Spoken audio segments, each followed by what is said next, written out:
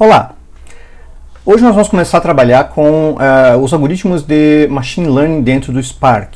E esses algoritmos, a programação deles tem algumas particularidades que se devem ao fato do Spark ser um framework de processamento distribuído e escalável, o que faz com que nós tenhamos que trabalhar com os algoritmos de uma maneira ligeiramente diferente, porém não tão exógena, do que outras bibliotecas que nós já trabalhamos dentro do curso aqui.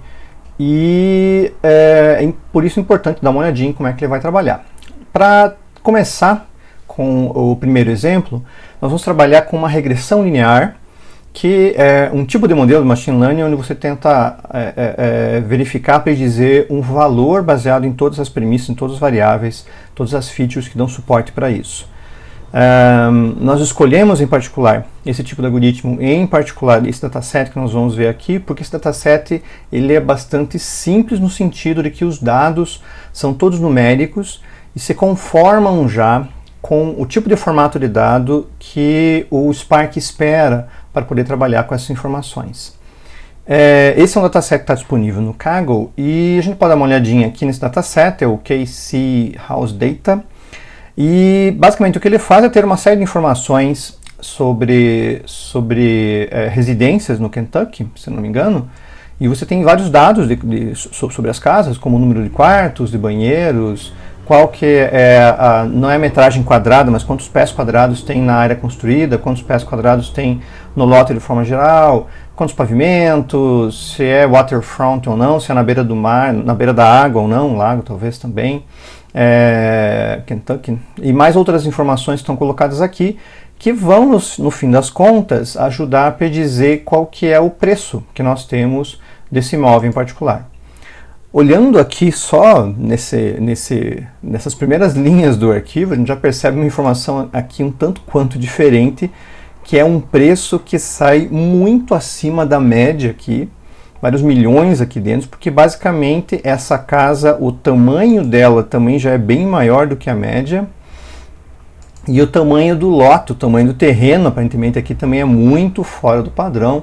Então, como é uma regressão, claramente esse valor aqui é um outlier, pode ser que ele cause um pequeno desvio no que ele está fazendo, principalmente quando ele for avaliar o algoritmo, mas melhorar esse resultado e melhorar o algoritmo de forma geral vai ser uma função que vocês vão executar dentro dos exercícios previstos depois.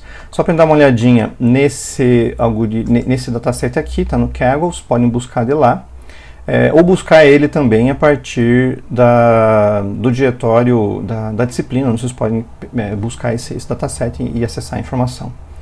Nós já começamos com a classe aqui, então a classe inicial já contempla pelo menos a criação da Spark Session e o logger, para que o logger não mostre muita informação, e o que a gente vai fazer agora é começar a carregar esse dataset que está no nosso lugar padrão. Então vai ser um dataset row, que aqui dentro do Java é o equivalente a um data frame, um dataset de rows é um data frame aqui dentro, a gente pode importar tanto o dataset quanto o row lá do Spark SQL, e nós vamos carregar esse dataset spark.read, e as options são bastante simples, então a option header true, porque nós temos um header aqui, depois disso também uma option infer schema. Nós vamos usar o schema que vai ser true também, nós vamos usar o schema que vai ser basicamente passado pelo próprio Spark, ele vai decidir os valores ali dentro. Esse dataset já teve uma curadoria, então ele não tem muitos valores errados, não tem muitos valores faltantes, então ele já teve um certo trabalho prévio para a preparação dos dados, então a busca de esquema do próprio Spark vai ser bastante satisfatória no que ele tem para fazer aqui. E vai ser um ponto CSV, que vai estar no nosso lugar padrão aqui, /home, /leandro, /documentos, /datasets, /kc _house _data.csv. E a gente vai dar uma olhadinha nesse dataset, então dados.show. E vamos ver também qual que é o esquema dele, dados.printSchema. Então dá uma olhadinha como isso aqui se mostra. Deixa eu ver se o nome está correto aqui, que é esse House Data CSV. Aparentemente sim. Vamos executar e ver que dados que são colocados ali dentro.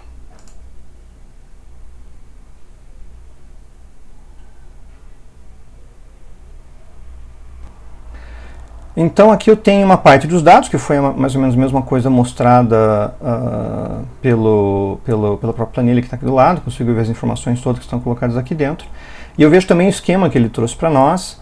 Então tem os campos que me interessam aqui, então estão no formato que eu preciso. O price, o preço é um double, o resto das informações são integers, double, integer. Basicamente porque todos os dados que têm que ser apresentados para o modelo de machine learning dentro do Spark precisam ser numéricos.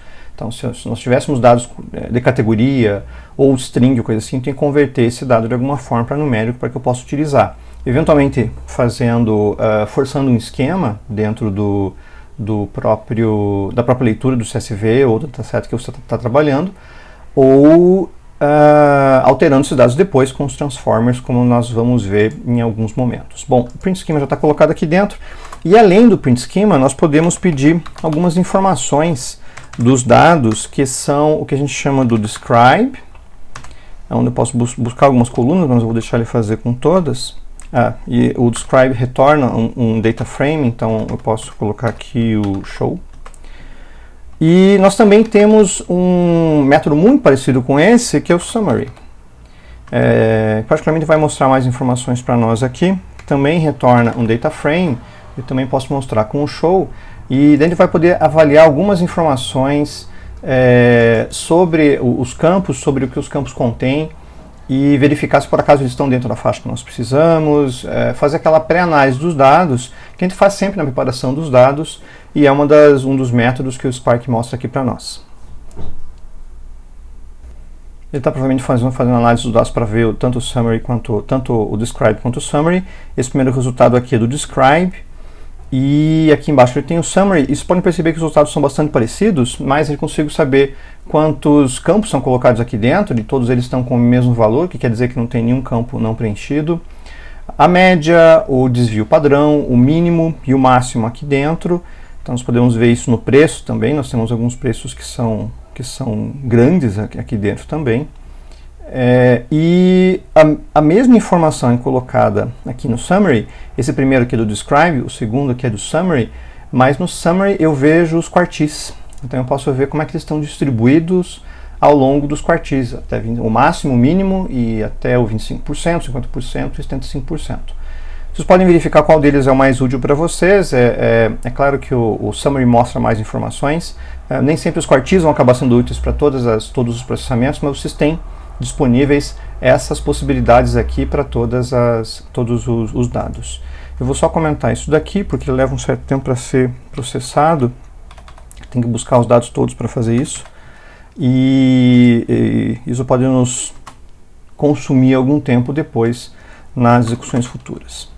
Bom, para que eu possa colocar isso aqui dentro do algoritmo, a primeira coisa que eu tenho que fazer é montar um vector com todas as features. Como nós já vimos, o que o Spark precisa é que todas as features que você vai utilizar para fazer a predição dos dados que estão ali dentro tem que ser colocadas dentro de um vector. Então você cria um novo campo, você tem que passar para ele um dataset que tem um campo que seja um vetor com todos os valores que você precisa ali dentro. Basicamente ele precisa de um dataset com dois campos. Um campo onde vai estar o label, onde vai estar o valor que é o objetivo daquele fato. Nesse caso aqui nós vamos ter o preço como nosso label, não vai ser um label de classificação, mas de regressão. E um outro campo com um vetor de todas as features que vão calcular, que vão levar você a estimar aquele label em particular para aquele tipo de situação específica. Para isso nós temos um objeto aqui, uma classe, que é o Vector Assembler. O Vector Assembler está lá no ML Feature, vai ser a classe responsável por montar esse vetor para nós. E aqui vocês têm que ter atenção em um ponto em particular. Não é o caso aqui do Vector Assembler, mas isso pode acontecer em outros. Quem está vendo aqui que está trazendo a sugestão de importação do org Apache Spark ml.feature. Então, se vocês forem fazer essa importação, sempre tenham certeza de que você está importando do org-apache spark.ml e não do mllib. ml é a nova versão da biblioteca, a partir da versão 2.0 do Spark. O mllib é da versão antiga e é bastante claro que você pode ter problemas se você importar parte das suas classes de uma versão, parte de outra. Muito provavelmente você não vai ter um resultado que você espera. Mas bom, vamos montar aqui o Vector Assembler. Chamar ele de Assembler igual new Vector Assembler. E esse Vector Assembler, ele precisa que eu defina para ele duas coisas. Quais são as colunas que eu vou usar para input, ou seja, todos os colunas que eu vou usar, as colunas do dataset, que eu vou usar para fazer a estimativa do meu label, e a coluna de output, é a coluna que ele vai gerar a partir disso. Então eu tenho um método aqui, que é o setInputCalls, e esse setInputCalls recebe uma array de strings. Então eu coloco aqui uma array de strings, e eu tenho um outro método que é o setOutputCall, que é a coluna que eu vou usar para colocar esse meu vector que foi gerado com todas as outras. Em geral a gente chama ela de features. Eu vou deixar aqui. E as colunas que eu vou colocar aqui são algumas que estão disponíveis no dataset, então eu tenho várias delas. O preço é a coluna que eu vou usar para o label, mas tenho aqui bedrooms, bathrooms, soft square feet living. Tem algumas aqui que eu vou selecionar. Vamos colocar algumas aqui. E claro que esse modelo é somente um modelo inicial. E mais tarde vocês vão fazer um exercício a melhora desse modelo para que ele atinja um resultado um pouco melhor. Então, bathrooms, número de quartos, o bathrooms, número de banheiros, ele tinha ali o square feet, esse aqui, FT living,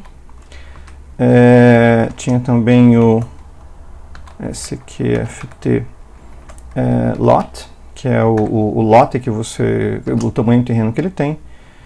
Ele tem um SQFT above, que é esse que está aqui do lado, e esse aqui é FT basement.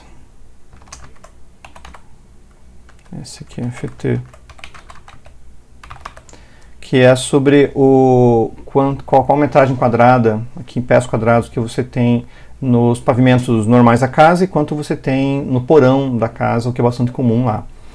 É claro que eu só escolhi esses, tem o Year Built, por exemplo, o ano que foi, Year Renovation, tem mais uma série de outros aspectos. O Square Feet Basement talvez não seja um campo tão bom assim, porque boa parte, num número considerável, é zero. Se você não tem um porão, ele vai ser simplesmente zero, isso pode criar um desvio ali dentro. Mas são só as features iniciais para que a gente possa começar a trabalhar com o algoritmo, e depois vocês vão melhorar ele, além do fato de que por exemplo, alguns dados que estão aqui, como o ano que a casa foi construída, que parece interessante, ou o ano que ela foi renovada, são são campos que podem ser tratados de forma categorial. Uma casa que foi construída no ano de 1950 não é melhor que uma casa construída em 1930. Claro que uma casa mais nova talvez possa ser melhor, mas algumas casas antigas têm um valor de mercado muito grande também. Então talvez o ano não possa ser considerado de forma direta como um campo categorial, como um campo contínuo, mas sim como um campo categorial. Isso daí tem que ser mudado quando você cria esse Vector Assembler. Um outro detalhe que é o fato de você ter um ano da renovação aqui. Boa parte das casas está com zero, porque elas não foram renovadas, não houve uma reforma de grande porte na casa até então.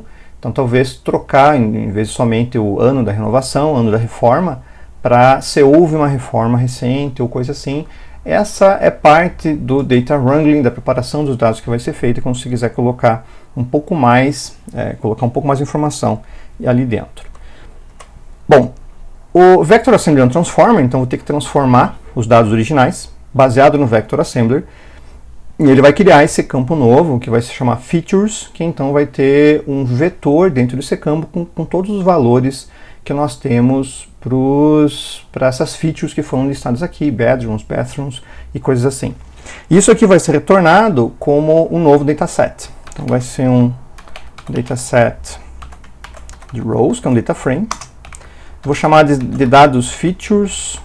porque já tem as features específicas aqui dentro, já está preparado para trabalhar. E eu vou passar o assembler, que vai ser que é o meu vector assembler, e vou usar o método transform dele. Eu vou transformar o meu dataset, o meu data frame original, que é o dados, e isso aqui vai gerar um novo data frame. Desse data frame, eu já vou selecionar os campos que eu quero. Bom, eu posso primeiro fazer essa transformação para ver o que aconteceu aqui. Então, assembler transform dados. E vou colocar o dados features .show para a gente dar uma olhadinha em o que aconteceu aqui. Vamos dar uma olhada no que consistiu essa transformação em particular.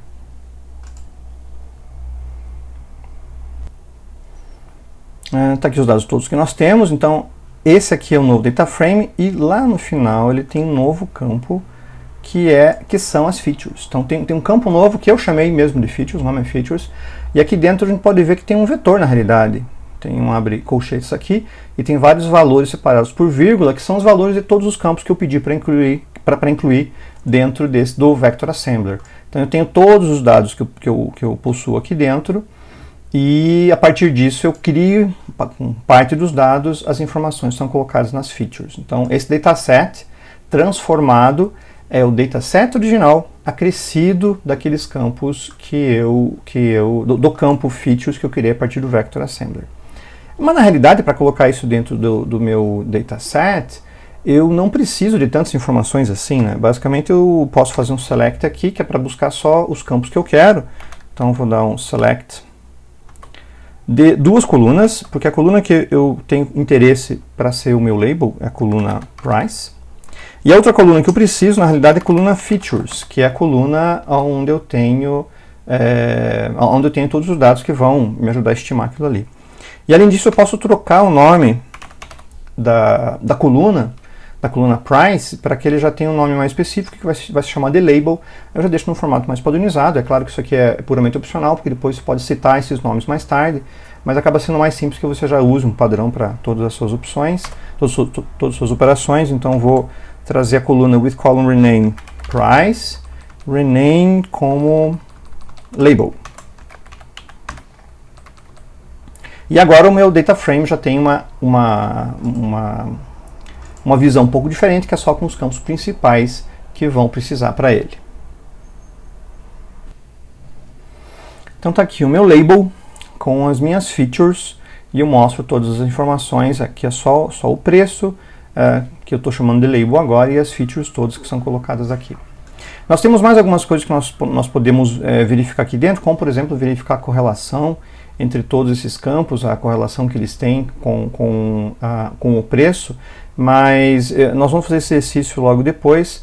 Mas antes disso, vamos colocar para funcionar a primeira regressão linear aqui dentro, que é específica, que eu vou criar, usar um helper, que é o linear regression do SparkML, né? Linear regression, LR, igual ao new linear regression.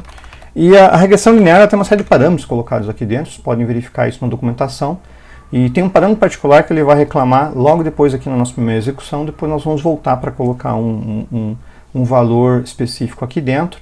Mas obviamente todo modelo de machine learning tem uma série de metaparâmetros, e você vai ter que inclusive explorar quais são os metaparâmetros mais específicos para a tua situação em particular, para verificar se você tem um resultado melhor ou pior. Nesse caso aqui, nós vamos usar ele por padrão, depois vamos analisar para ver o que pode ser feito com isso. E a partir desse linear regression do objeto helper, nós criamos um linear regression model. Então nós temos aqui um linear regression model, também do SparkML, eu vou chamar de LR model, que vai ser baseado no método fit. Então eu vou vou encaixar os dados que eu tenho em cima do gerador do linear regression, que é o helper. Ele vai gerar um modelo para mim, que então vai poder passar a fazer as regressões para mim, as previsões em cima dos valores baseado nas features que eu tenho. Nas features todas que são específicas que eu já capturei ali. Então tem o meu linear regression model, eu vou usar o LR, que é o meu linear regression, e vou usar o método fit passando para ele os dados features, que são os que é o data frame que eu possuo com todas as informações que eu já organizei para fazer essa previsão. A partir daqui eu já tenho um modelo de regressão linear pronto para ser usado.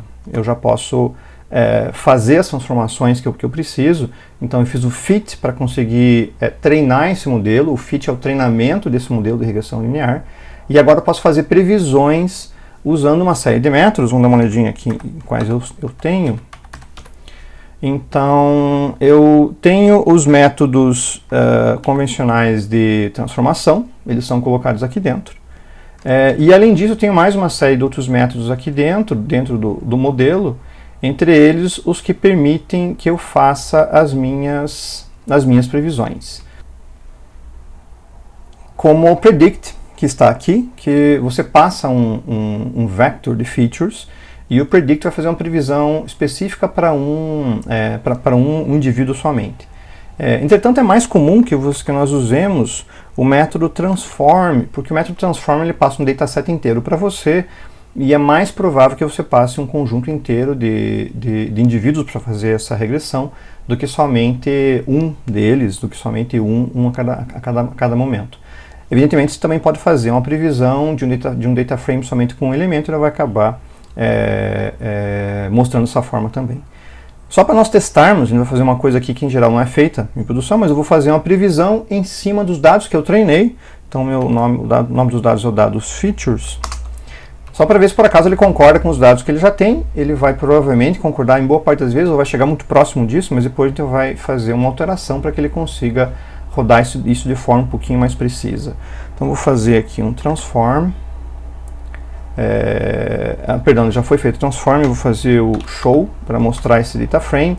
O transform sempre retorna um data frame para a gente, e vamos ver agora qual é a predição que ele faz em cima dos dados mesmo que ele recebeu. Novamente, isso daqui não é uma operação que a gente faz em geral. É claro que você já conhece o fato de nós dividirmos o data frame de origem, o dataset, entre treinamento e teste, é o que nós vamos fazer em seguida, num vídeo seguinte. Ele fez o treinamento, está executando aqui dentro, e percebam que, claro que usando as mesmas informações, as predições estão razoavelmente próximas aqui. Elas não estão tão próximas assim quanto deveriam, que mostram que os dados têm que ser um pouquinho mais trabalhados. Mas de 22 ele previu 27, 53 previu 72, de 18 previu 20, então estão em uma larga escala mais ou menos próximas. Ou seja, a gente ainda tem algum caminho aqui para deixar isso um pouco melhor. De forma geral, isso daqui é uma introdução bem rápida a como vai funcionar a regressão linear, e nós vimos os pontos principais, que significa carregar o nosso dataset, criar um vector assembler a partir das features que eu quero colocar dentro do meu modelo, nesse caso aqui de regressão linear. Então eu coloco em um campo um vector com todas as features já em formato numérico. Depois disso eu transformo, usando o vector assembler para colocar isso no dataset, crio o meu objeto helper linear regression, uso ele para fazer o treinamento, que é o fit, baseado nos meus dados que já estão no formato label mais features com aquele vector, e então passo a ter um modelo real, que é esse LR model aqui, da classe Linear Regression Model. A partir dele posso fazer as previsões com o predict, ou posso fazer também usar o transform, quando eu tenho um data frame cheio de informações que vão ser colocadas dessa forma aqui dentro. E então o meu modelo passa a rodar. Essa aqui foi uma introdução bem rápida à regressão linear com Spark usando Java, e no próximo vídeo nós vamos dar uma olhadinha em como melhorar o teste e a predição para verificar de forma que nós podemos ter alguma coisa mais eficiente e realizar o que nós já fazemos em outros tipos de frameworks e bibliotecas, que é dividir em teste e treinamento e fazer uma análise mais específica de como o algoritmo vai se comportar. Isso daqui nós queremos mostrar nesse vídeo. Obrigado e até mais.